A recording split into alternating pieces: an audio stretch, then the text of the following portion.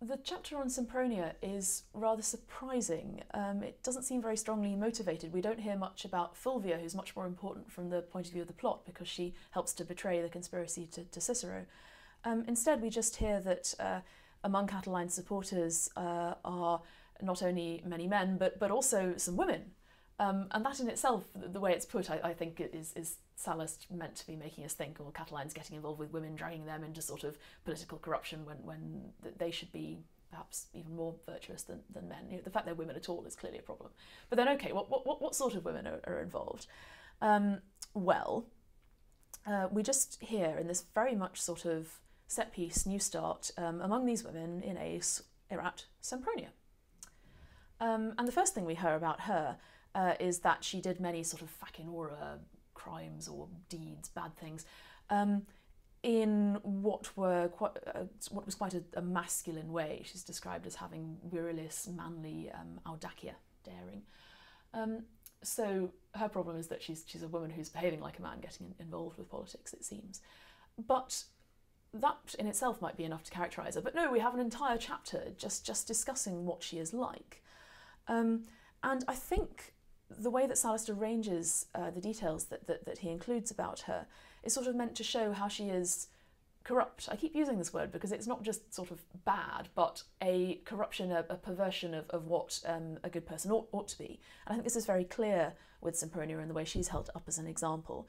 So he starts off by saying that she has noble birth and she's beautiful, which are two key things that your ideal Roman woman is meant to have. And she's also sort of fortunate, which, you know, sort of is again kind of morally desirable in her husband and children. I mean, she has a husband and children who perhaps are noble as well. We don't really hear, but clearly she does the sort of family life bit apparently quite well, it initially seems. The next detail is that she is very well read in both Greek and Latin.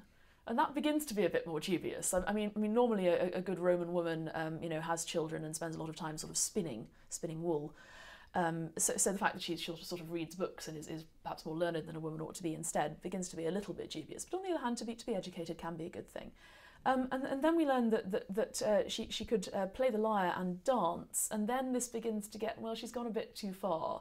And Sallust very, very snidely says she can dance more elegantly quam necesse est probae than is necessary for a chaste woman.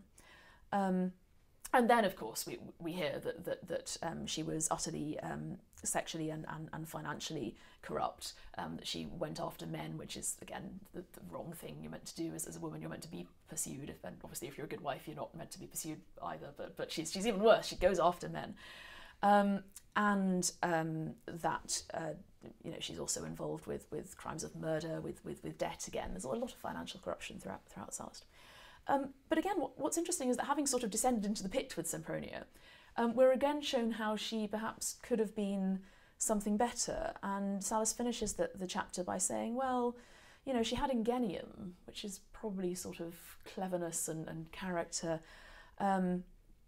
and she could speak well, and in the end, you know, he says that she had facetiae and lepos, which are very difficult to translate, but probably sort of wit and charm. They seem to have been quite fashionable words in this period. So it looks as if Sempronia is a corruption of what a woman ought to be, but yet perhaps Sallust is even hinting that there are some aspects of, you know, culture in this period which, even though they tend to be associated with very bad people, have their own appeal. I think he's revealing perhaps a little bit of moral ambiguity even from his own point of view there.